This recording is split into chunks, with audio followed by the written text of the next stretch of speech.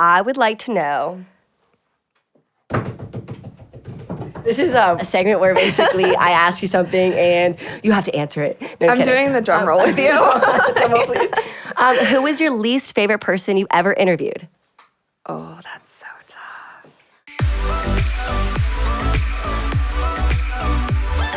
Hi guys, it's Katie Austin here, and welcome back to Austin AF. Today it stands for Austin and Friends because I have a friend, Rachel DeMita, coming into the studio today, and I'm really excited because she has been one of my all-time wants for this show. She was seriously one of the first top 10 people that I wrote down right before I started Austin AF, and I came into my production office. I was like, here's the top 10 people that I would love for my show, like a dream guest. And so I'm really excited for her to come in the studio. I've actually looked up to her for quite a while. I feel like she was one of the first women in the social media sports digital space, if you know what I mean. And if you guys know out there, there can be those media routes that you think you need an ESPN job, you think you need a Fox job. But at the same time, Rachel inspired me that you actually can be on your own and work for tons of different media jobs and be a full-time creator and love sports and do sports hosting without those traditional sports hosting roles, if you know what I mean. She got her start, being a college athlete. She went viral on Twitter, actually. She was the host of NBA 2K. She did Overtime show as well. And now she's actually coming out with her own show very, very soon. So look very soon for that as well. And I'm just really excited to talk to her about some nitty-gritty tea that I want to ask her, and also just like women in sports and about her journey and about being a college athlete. So without further ado, let's bring in Rachel. All right, you guys, I am so freaking excited. I feel like I always say that when I have a guest, but I genuinely mean this because Rachel, first off, thank you so much for coming into Austin AF. I really appreciate it.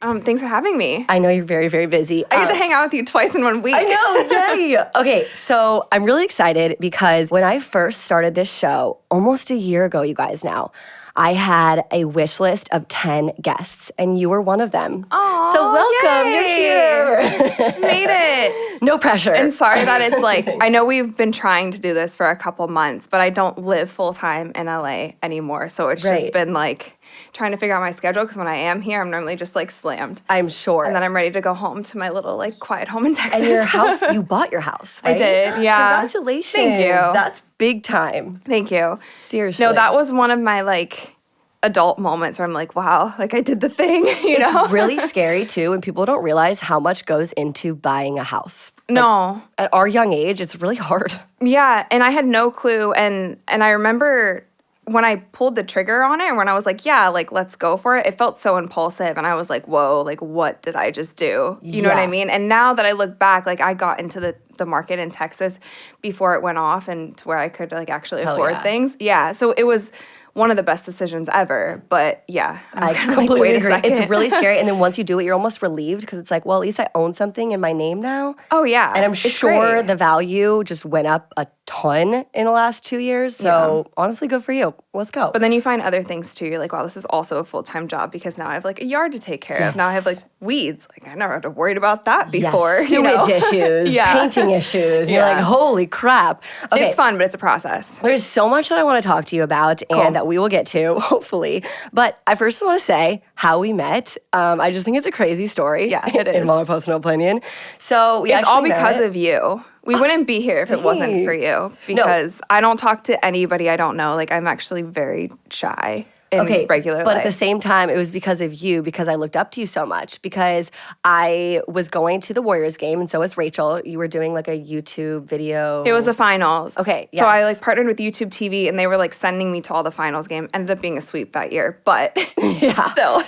So basically it was Southwest, and I was one of the last people to board the flight. I just remember like seeing a middle seat and not really seeing anything else, and promised I didn't sit next to you on purpose. Like, I swear.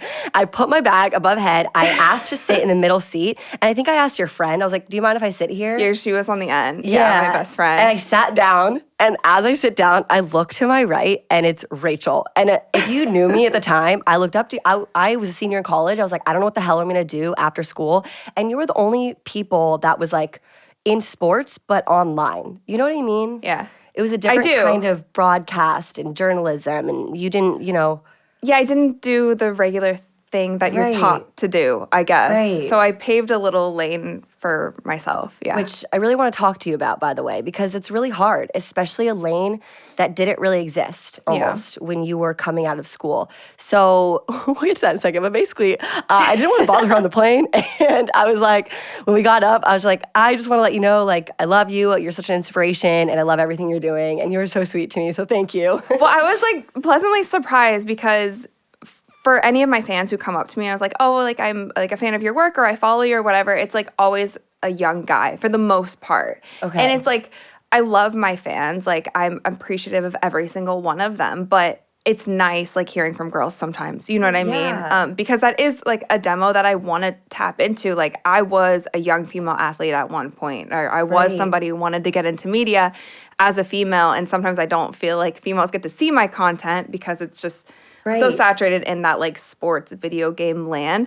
So even when you said that, and I could tell like you weren't a child either. Like you were like you're not that 22. Yeah, you're just like a bit younger than me, but not anything crazy. I was like, oh, this is really cool. So I appreciated you even saying anything. Of course. And honestly, I was really scared to say something to you because in that moment, you know, when you like look up to someone, you don't want to bother them or something, but like I think it paid off. I mean, we're sitting here today. Oh, yeah. No, if you just like, if you see anyone out there, make sure you say something. If someone inspires you, especially if you follow one of us on Instagram, come up to us because it means a lot when you go up to someone and you like say, hey, I love you. You're my inspiration, something like that. I love it more too when they actually like say like, hi, I follow you on Instagram, or hey, I loved when you did this show or this and that. Not just like, hey, can I get a picture? And that's fine also. Like, I'll take a quick picture. But I actually like to know, like, the backstory, or at least your name. Like, I like when people even introduce themselves. I like, completely agree. Hi, I'm Steven, and I've been following you since you were at 2K. Like, hi, nice to meet you. Like, thank you so much. Let's take a photo. You know, something like that. Do you ever have any really weird fans? Have you ever dealt with, like, crazy fans? Yeah. There's been some where it's, like, a safety issue. There was one in particular that was very uncomfortable. And I remember I was in Indianapolis at the Pacers practice facility because we were filming with Paul George when he was still there. Cool. So this is like way back. Yeah, so we were doing something with him.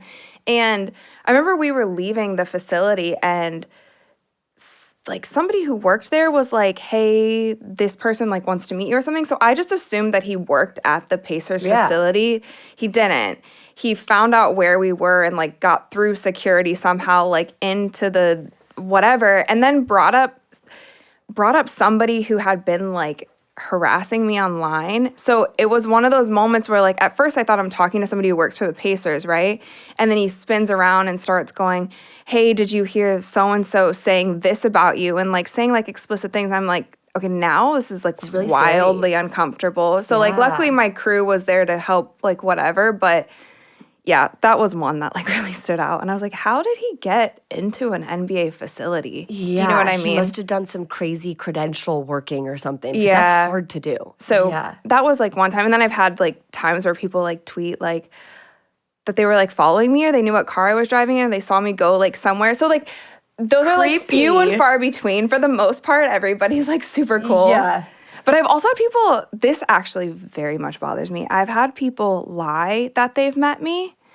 Like, I've had people, like, tweet or, like, comment on Instagram before saying, like, I met Rachel today. She was, like, such a bee. Oh like, God. She wouldn't even talk to me. And I was like, I've been on my couch all day. I have an alibi. I actually wasn't there. That's what I'm saying. Leave. That's so weird. So I've had people lie. I, like, if you say something, like, bad about, like, how I look or whatever, but, like, don't say I'm mean because I'm not. You know what I mean? Yeah. Or at least I don't think I am. Wait, that's so interesting. So, do you ever deal with haters online? I mean, you have millions of followers, and I'm sure you do, but at the same time, like, if you deal with them online, not like in-person stalkers, but online, do you have any hate that comes your way, and how do you deal with it? I think I got thick skin a long time ago to, like, Instagram comments.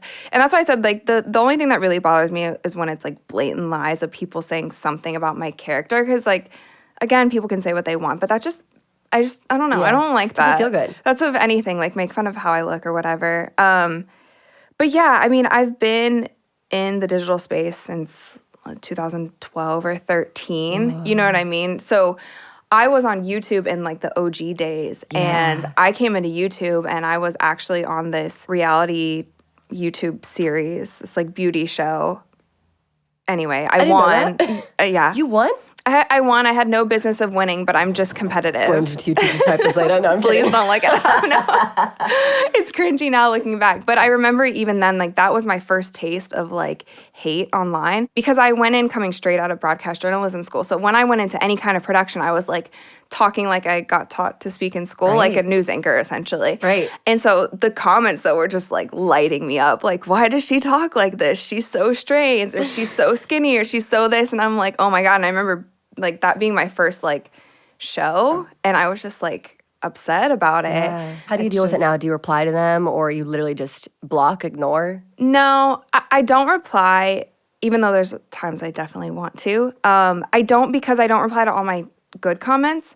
And so for me, it's like, if I'm replying to bad comments and I'm not replying to good, that's like a slap in the face to the people who support me. For sure. Yeah. That's a really good point. That's how I wrap my head around it. That's a really good point. And honestly, thank you, because I need to get that through my head. I'm in a phase right now where I reply to some hate comments because I've just grown recently, and they get to me a lot right now, especially becoming like an SI swimsuit model. People comment all the time like, you don't deserve to be this, like, blah, blah, blah, commenting on a lot of things. And it's just like, I have to learn to let it go because they don't know me in real life. And I think that's the best thing about, self-esteem is realizing these people don't know you. Yeah. And we know exactly who we are. So I just have to keep reminding myself that. But it's really hard, you guys. It's human nature, too. Like, you're not a robot. You're not going to...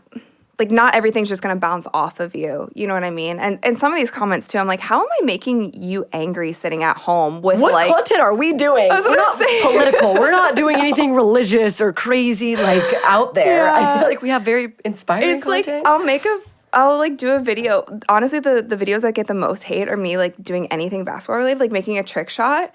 They get so angry, like, wow, you think you're special because you make this shot after, like, the 75th try. And I'm like, no, I just thought it was cool. So I posted it. Yeah, it really doesn't have that much meaning behind it, guys. No, most of my stuff doesn't. I'm just like, I think it's cool. I had fun doing it. Like, or here if you say, go. this is my first try.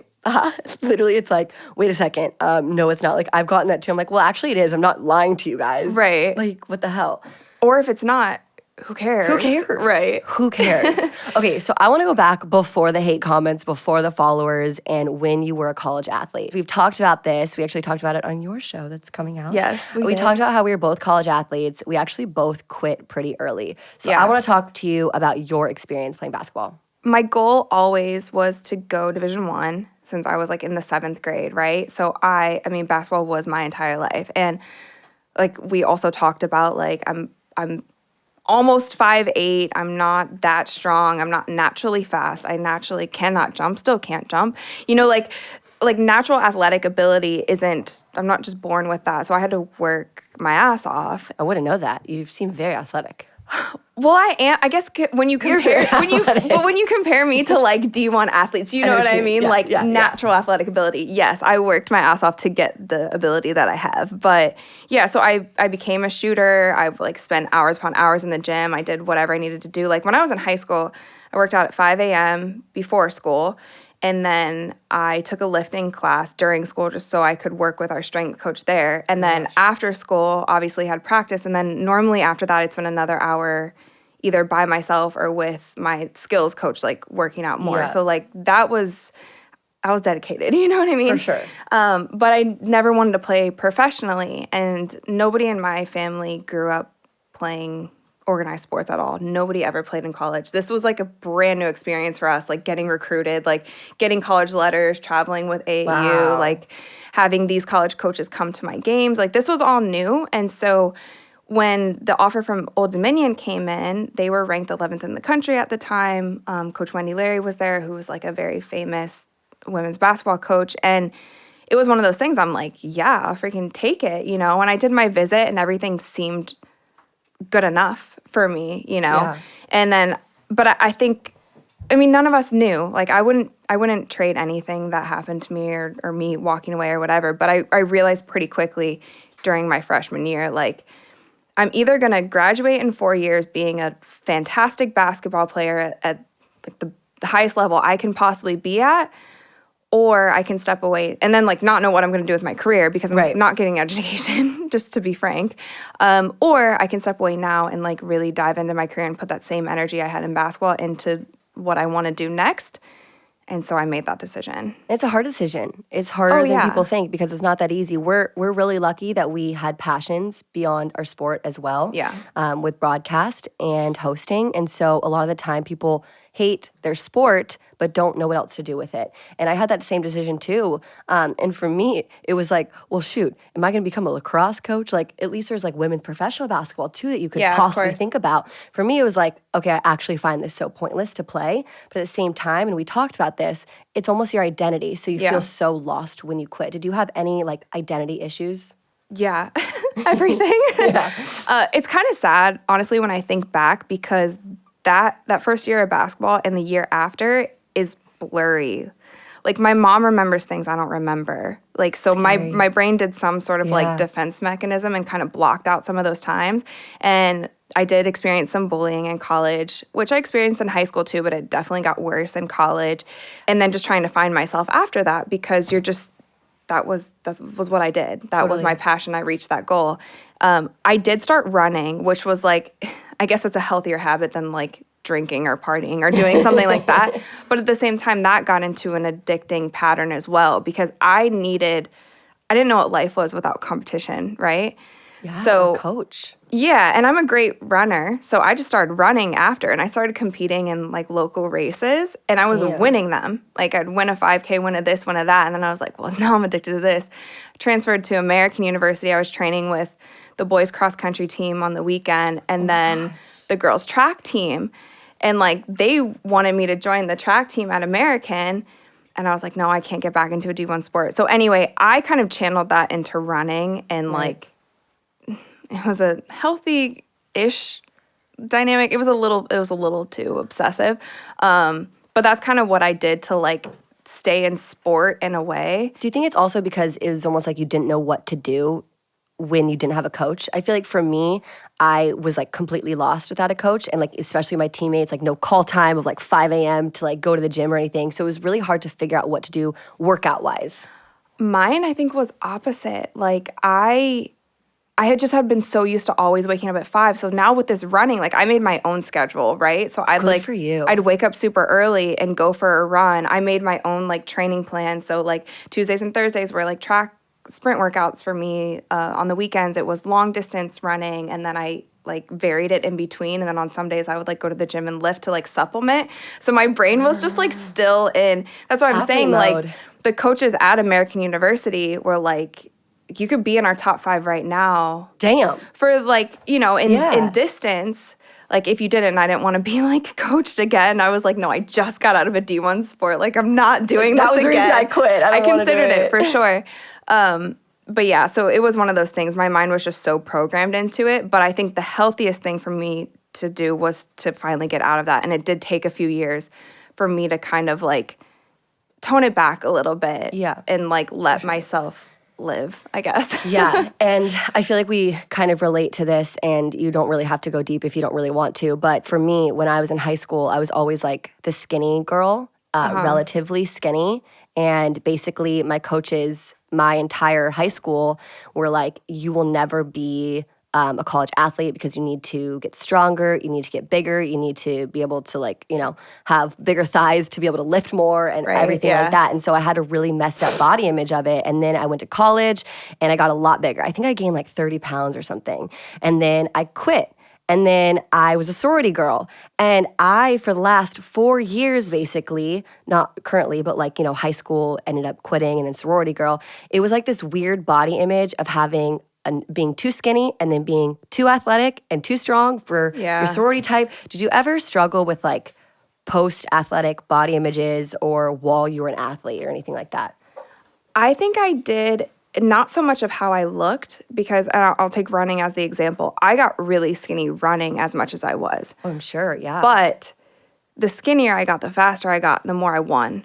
So where's the balance? Do you know what I mean? Because at the end I was doing marathons, and I ran my first and last marathon in 3 hours and 19 minutes, which qualified me for Boston by like however, you know what I mean? That's insane. But like, Whoa. I was really skinny to do that, but it worked. So my mind has just always been, and now it's like in a healthier state. And luckily I'm doing workouts that don't kind of like shred me down or like make me too bulky. It's just, for me, performance has always been the goal. I love to win. I like to achieve my goals. So whatever I need to do, and I'll be frank, when I was running and when I was a lot skinnier than I am now, I didn't like the way that I looked. Right. But I loved the feeling of winning. So it's like, you know what I mean? Lose, win-win situation Right. is like hard to combat for sure. And I was just so addicted to that like winning feeling and that feeling of training. If you're in a weight that like kind of works and you don't have like health issues on one side or the other, like being too big or too small, I think it's the healthiest mindset to have, because now I don't train for any kind of physique. I train to like hit my goals, and now I just love my body because I'm hitting my goals. I love the way that my body looks and feels, and that's love that. how it's at now. Yeah. And I think anyone listening, and if you were an athlete and you're struggling with right now, just know it takes time to find like what works Definitely. and how you feel your best self. It took me probably 4 years post being an athlete to like figure out how to work out for my body, what feels best, because it's just such a mindset that you get stuck in for so long. Well, you've seen that change a lot too, even, and I do gymnastics recreationally now because it's just so much fun, but you see that with a lot of professional gymnasts or even gymnasts in college with their kind of body image. And I even remember when I was like 7 years old doing gymnastics and us doing like a hollow hold and our coach kind of like pinching our stomach or pinching different areas to tell us to like tighten up, you know what I mean? But I can only imagine that like on the like, you know, I was level 4 or 5 or something. These girls are elite. And then they talk about when they go to college and they gain weight, but they have so much, and obviously gaining weight is nothing. They still look amazing and they're in fantastic shape. But they gain a little weight and they kind of like struggle with it, but then they find themselves having a lot of fun because they don't have to be at this certain whatever.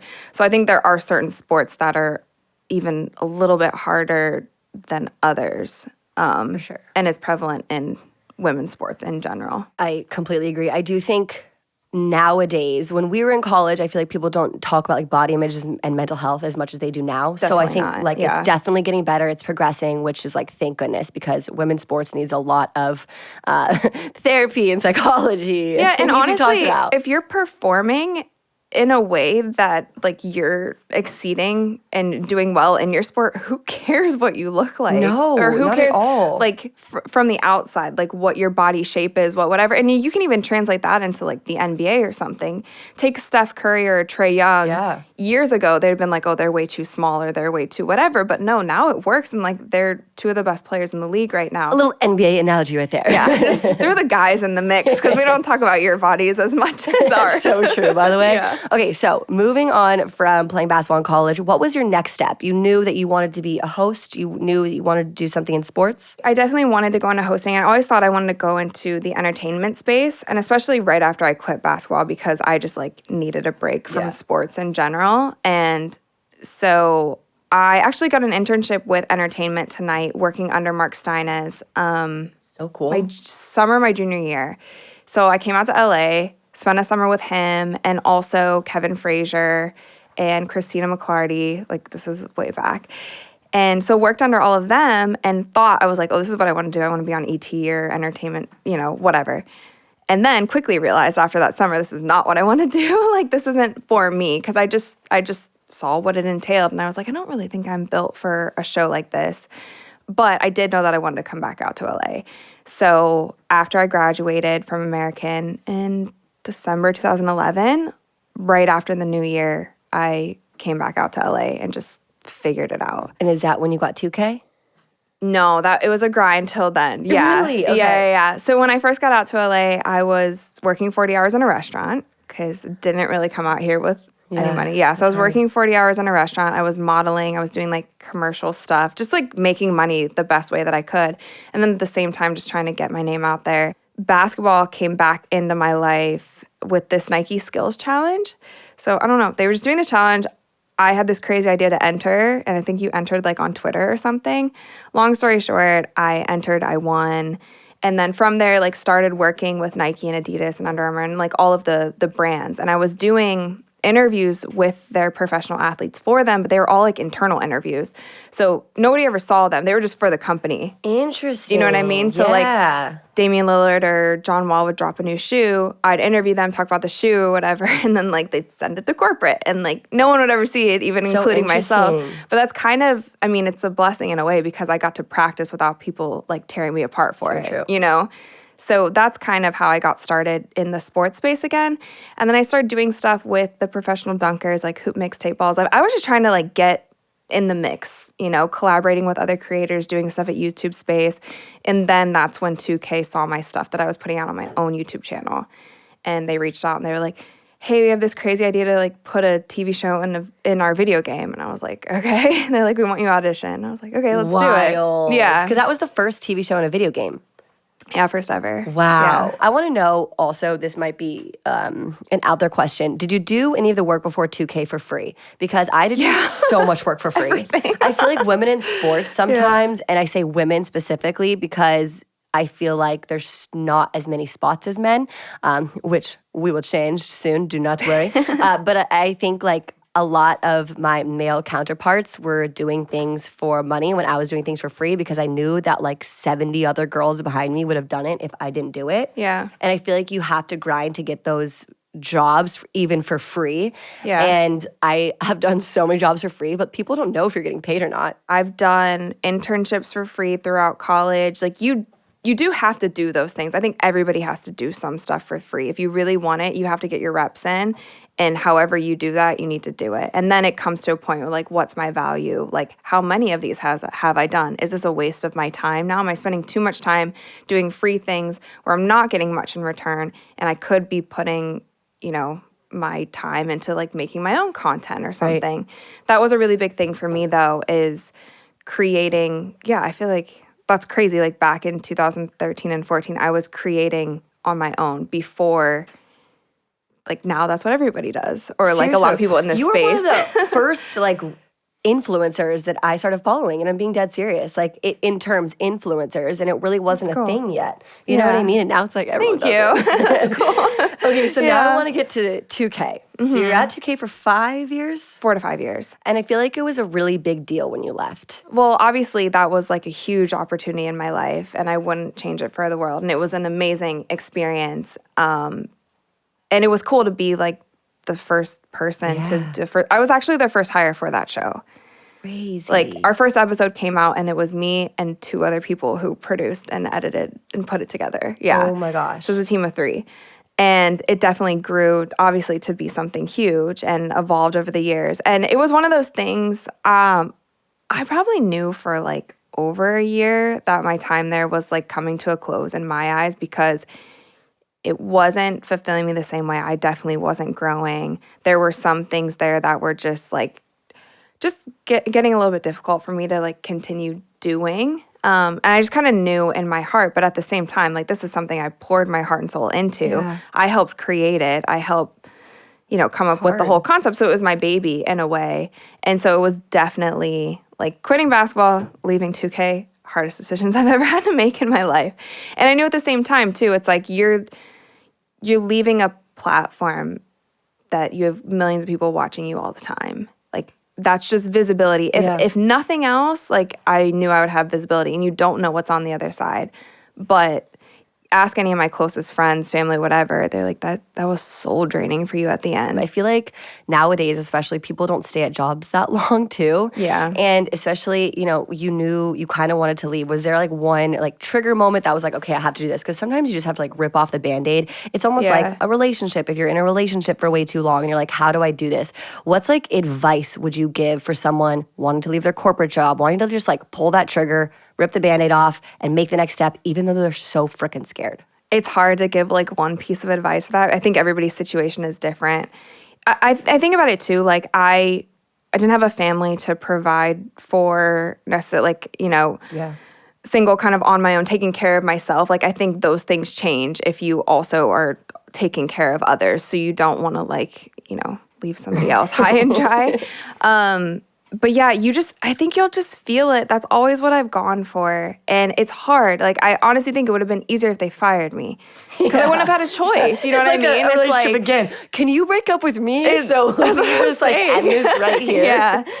You just really have to just check your just whole energy in general. And if it's something that's draining you day in and day out, and it was the same with basketball, like if it's hard to step foot inside your job and you know that you're not giving everything that you can give because you're incapable at this point, or if there's certain things where you know you could be being treated better and you've asked for that and it's not happening, then you have to just kind of stand up for yourself. And everybody, like, nobody knows what the future holds. So you're never going to know what's on the other side. And you just have to be prepared for what that is. And I was, like, we had other things lined up. And I knew, I don't know, I just always know I'll figure it out. That's always what I say. For sure. And that was actually my next question about future. Did you have a plan? Did you know, like, any jobs lined up? Or you were just like, well, I have a lot of followers now and you're probably making, good money just being an influencer per se. But did you have, like, a strategy or a plan? Or were you just like, I'll figure it out when I figure it out? My 2K salary was a very small chunk of what I was making in total every year. And I don't think a lot of people realize that, but it was also the majority of my time. So I was like, okay, money-wise, I've worked hard. I've saved up quite a bit. I did sign with overtime. So I knew I'd be going right into that after. And so that was something that just like gave me a little bit of like comfort knowing at least I'm going into like another job, I guess. But yeah, I knew I would have to hustle. My agents and my team and everybody was like working hard for it. I knew it would be hard.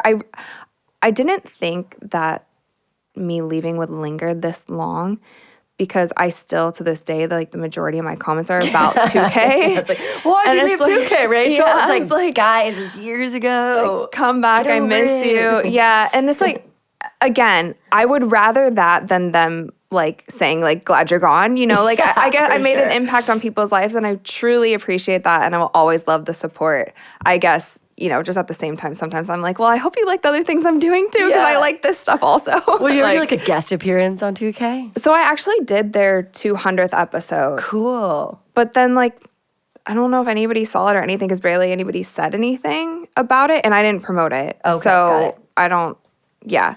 I feel like a main thing about being they always say come back and do a guest appearance. I was like, I have. You guys didn't watch it. Tune in next time, maybe. I guess nobody knew I was on. I think a huge thing about being like what we do, an influencer, host, a personality, is being ever evolving and being ready for change. Yeah. Because our industry changes so much, and I think you've done a really good job with that. And we also had a pandemic in our lifetime, so that too. That was like, figure it out, everyone. Yep. Like, and so I think the biggest tip also is like you have to change with the times. The platforms change, your interests do change. I think also in your 20s, your interests change so freaking much. Yeah, definitely. I'm at the latter end of my 20s right now, and I know we're really close in age, and I feel like our 20s are the hardest part of figuring out what we want to do.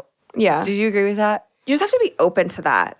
Yeah. Like, it's hard sometimes because you hold yourself to a certain thing, like, oh, I've always wanted this. And then when you don't want it anymore, you're like, is something wrong with me? Like, I need to still want that, You couldn't have said my mind better. Okay, like, that's how I feel sometimes. Yeah. And also, it's just like I have been in the sports world for a while. And, the last 2 years, I have been kind of out of sports, been doing more like recipes and more fitness. And so it's weird for my brain to be like the identity crisis of like what I went to college for, what I had my Fox Sports West job for. And it's like, wait a second.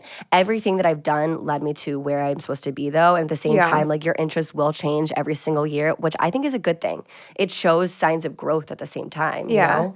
Well, that's why I don't even love the like 5-year plan type of question. Because also like if tomorrow I wanted to like get married and be a stay-at-home wife and like have 5 kids, like I'll do that. I don't want to do that, but like I'm open to that, I guess. You know what I mean? Like I don't think you should close yourself off or just continue your life in a path because you think that you should or because somebody else thinks that you should. Absolutely. Yeah. Okay, speaking of marriage, thank you so much, Rachel, for bringing this up. You're in a relationship. Yeah. You've been in a relationship for a while, right? Yeah. And you keep it very private. Yeah, I do. Are we allowed to talk about it? Yeah, that's fine. Okay, yay. Okay, so your boyfriend is a basketball player as well. Yeah. And how long have you guys been together?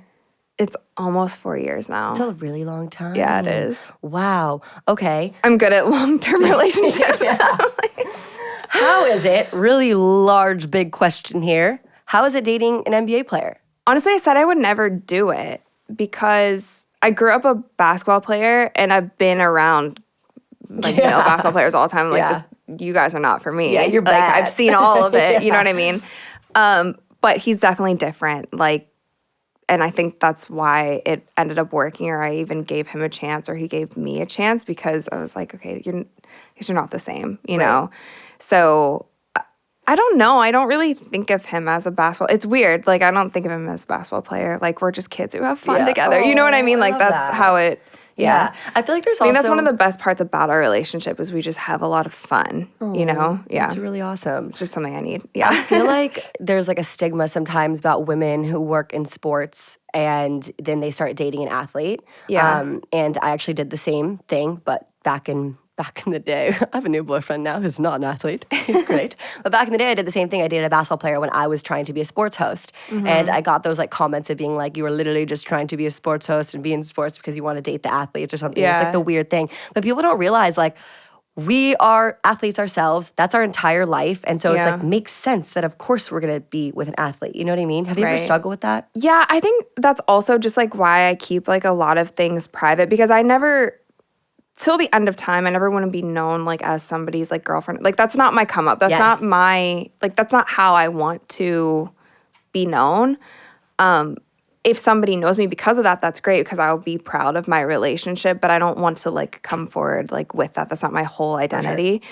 So I just feel more comfortable keeping things private, and that way I don't need to show you that I'm at the practice facility with him, or in the tunnel, or hanging out with him and his teammates and Even stuff. though I do want to see that, Rachel. It's well, no, and I can understand people are probably oh, that's so cool, you do all of these things, but it's just yeah, that's just part of my life though. I'm just leave that to me.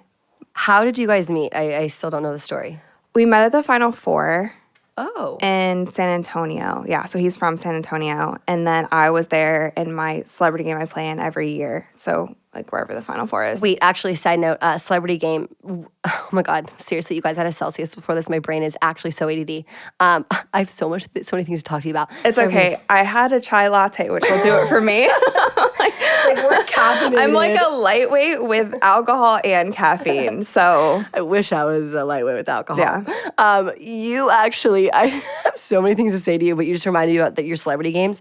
Didn't you go viral with Justin Bieber one year? Or am I making that up? Yeah. Well, we played together, but Justin and I have known each other for a long time. So I think it did go viral because we were talking to each other on the bench and people were oh, he's hitting on her. It's no. Did you guys ever ddate? No, I dated somebody who worked with him. So I was just constantly I've been around Justin a lot. Yeah. He's cool. No, I remember seeing that. Yeah. And I was I had to ask her about this. I'm no, absolutely did not date. But yeah, we were just catching up. I hadn't seen him in a while, so I'm just talking, and then we played in the game together. Right. Okay, that makes sense. No. Everyone cleared the air. No. Okay, wait, back to dating an NBA player. Have you ever seen some crazy shit that goes down with the players and their girlfriends or anything? I have this crazy story when I was in college, and I'll tell the story while you're thinking maybe. Gosh. I have this story where basically I was the OG girlfriend because we were dating for almost 5 years, and so I was always seeing these college? girls. Yeah. Okay. He was the point guard for UCLA, and so I always would see different girls coming in and out. You know what I mean? I was the one who stood still. Then meanwhile, his teammate dated a girl for a year, so she was actually my really good friend. Because I was damn, a whole entire year that a girl sticks around. Let's do this. We're going to become friends and go to the games together. Sitting next to her at a game, all of a sudden, this girl comes in, sits in front of us in a trench coat, and she gets up and she's holding a number 14 sign, which was my friend's boyfriend, my boyfriend's teammate. Yeah. And she's holding the sign. She rips off her trench coat, all lingerie. You see her boobies and everything. And At a college basketball game? At a college basketball game. She had her own Snapchat filter. She ended up being, it was her name was God Bless Brianna, and her friend was Alexis Texas. They were porn stars, and they were filming a porno, and it ended up being, she was actually having sex with the teammate, and so my friend was getting cheated on with a porn star. Anyways, that's my craziest story. It was wild. Did she get arrested for that? No, but she got escorted out. That's what I'm saying. Like a college game is like... No, could you imagine your boyfriend, everyone in the entire stadium finds out, and when you find out that you're being cheated on with a porn star? Oh, geez. And the entire stadium, it was like, we're in the family section. Like, the families were around.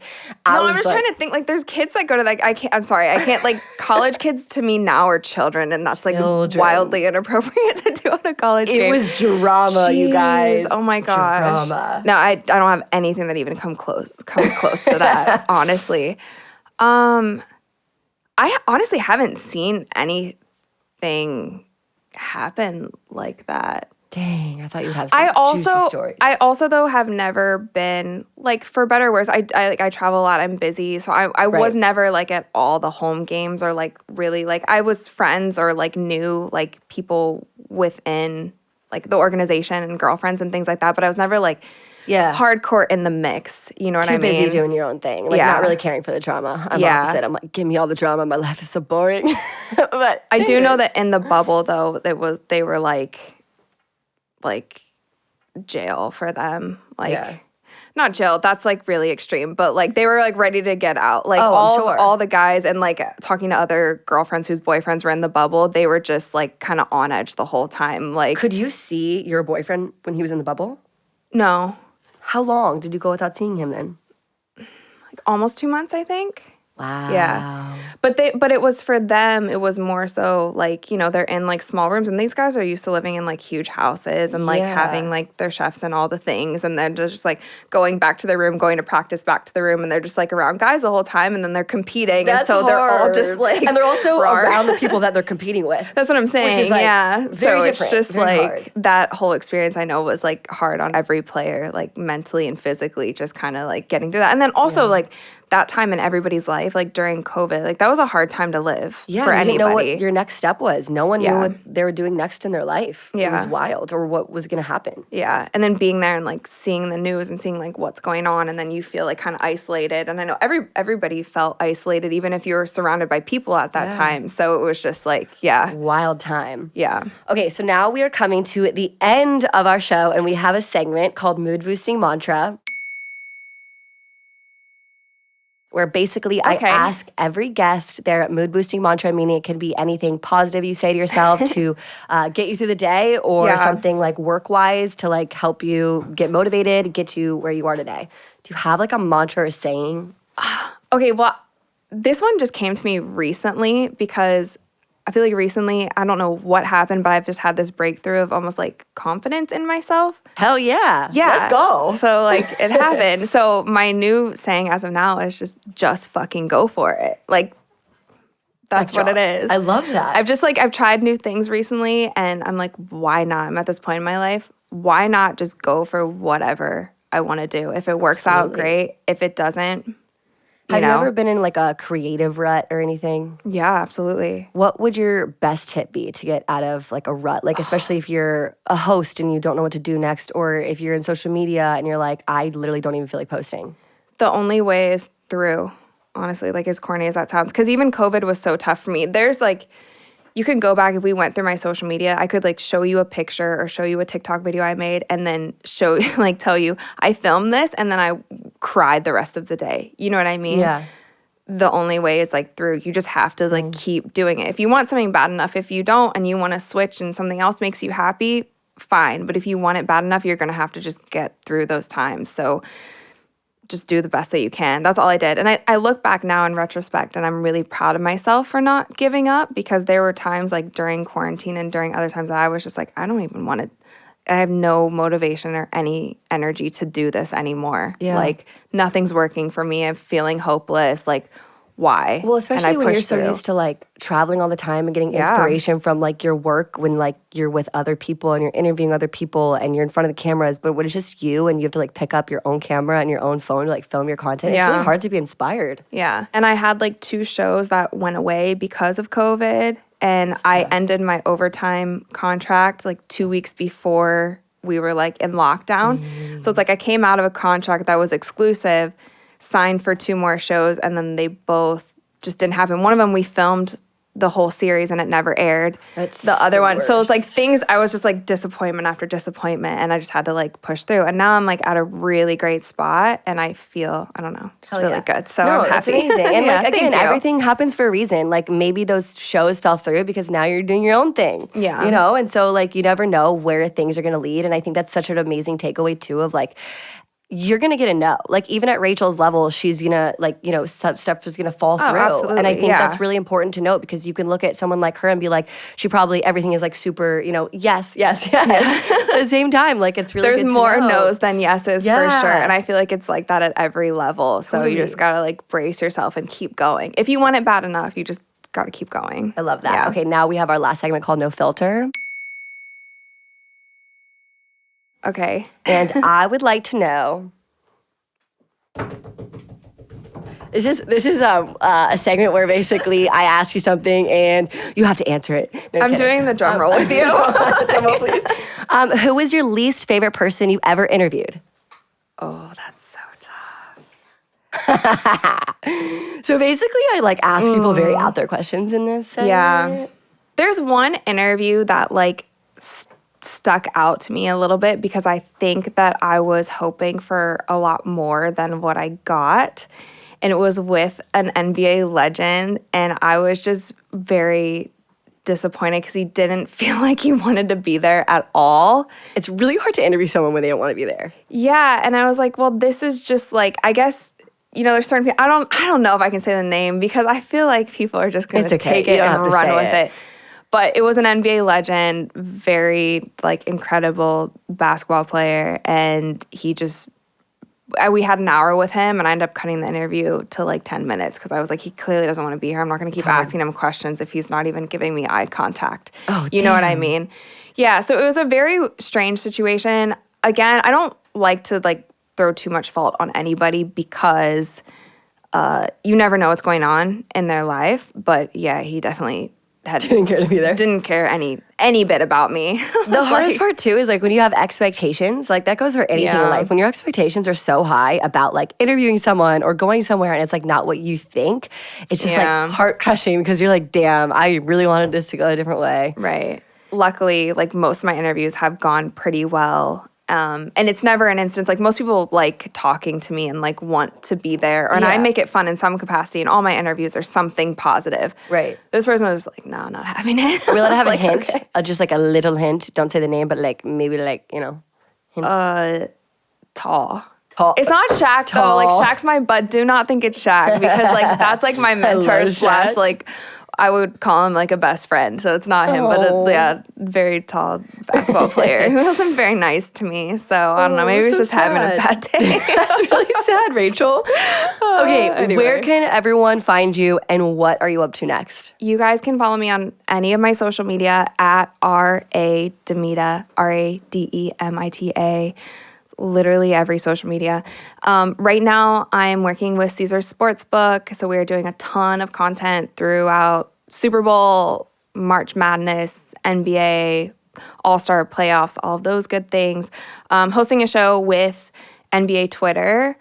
Cool. And our next episode, yeah, it's once a month. It's the Rising Stars Report. We interview young NBA players like rookies and sophomores in the NBA. Wow. So that's really cool. Check that out on Twitter Spaces.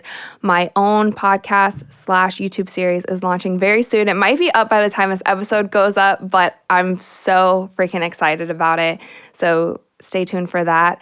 And yeah, anything else that comes up or things that I'm forgetting, I'll probably say it on my social media. So, So just go follow her. so just go check out my social media. Awesome. Well, thank you Thank you so so much. much. Yeah. And I'm so excited you finally came on and you're in LA. And so we will see you guys next week. Thank you. Bye, guys. Bye.